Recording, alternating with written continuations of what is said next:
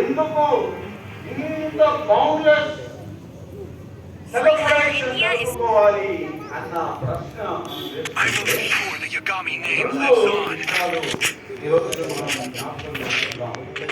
మొదటిది, ఎందుకగా ఈ యొక్క అవరు లేని ఆనందముతో ఈ పండుగను వేడుకను ఉత్సవముగా జరుపుకోవాలి అని అంటే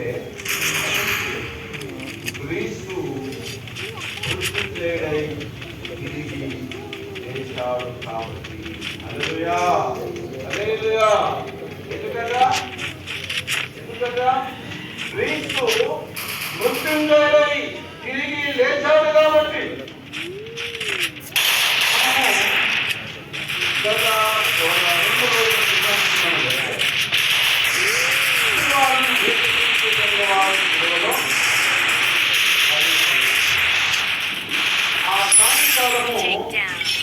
అరిమతయి యోసేపు,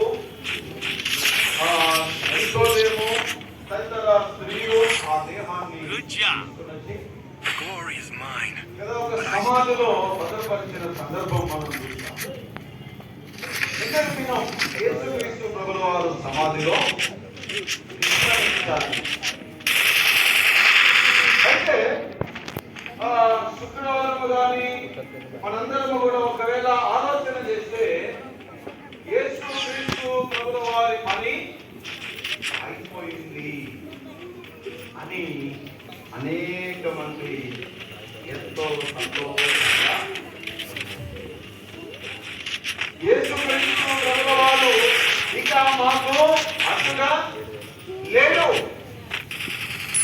కదా, మా యొక్క అధికారానికి ఆయన అడ్డం లేడు, ఆయన అంతమైపోయినాడు.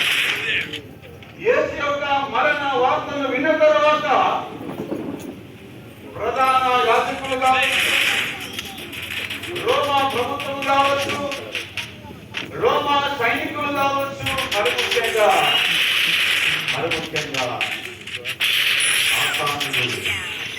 వీళ్ళందరూ కూడా పై కొట్టుకుని ఉంటారు. అవునా అవునా? ఇక మనకు అడ్డు లేదు, ఇక మనల్ని రక్షించేవాడు లేడు కదా, మనలను ఖండించేవాడు ఇక లేడు అని ఆనందముతో వాళ్ళందరూ కూడా సంతోషించి ఉండవచ్చు. ఒక మాట మనం చెప్పుకుంటే ఏం కథం, అవునా కదా?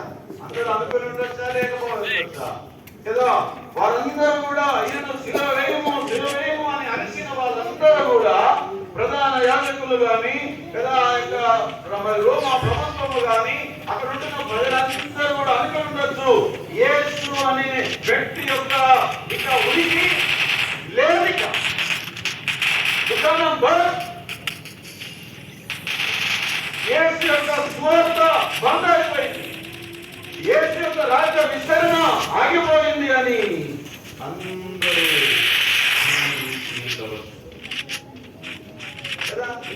అందరూ కూడా విందులు వినోదాలు చేసుకుని ఉండొచ్చు. ఇక మా అధికారానికి ఏ అర్థం లేదు, ఇక మా ఆదాయానికి ఏ ఆటంకం లేదు, మమ్మల్ని వ్యతిరేకించేవాడు, మమ్మల్ని ఖండించేవాడు కదా, మాకు వ్యతిరేకంగా అనేకలను రేపేవాడు, ఒక నూతన సత్యాలను తెలియజేసి పరిమితి చేసేవాడు ఇక లేడు. దూరం పోయినాడు కాదు, మొత్తమే చచ్చిపోయినాడు అనే దానికంటే చంపేశా ఏమైంది, చల్లారింది కదా. పట్టిన పట్టు ఆయన చంపేదాకా పెద్ద పెట్టిన కేకలు వేసిన వాళ్ళందరూ కూడా మా అహం చల్లారిపోయింది అని విందులు వినోదాలు చేసుకొని ఉంటారు. దేవుని వలన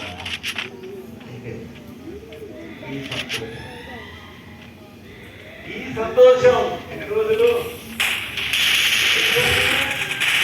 ఒక్కరోజే లేకపోతే 2 రోజులే.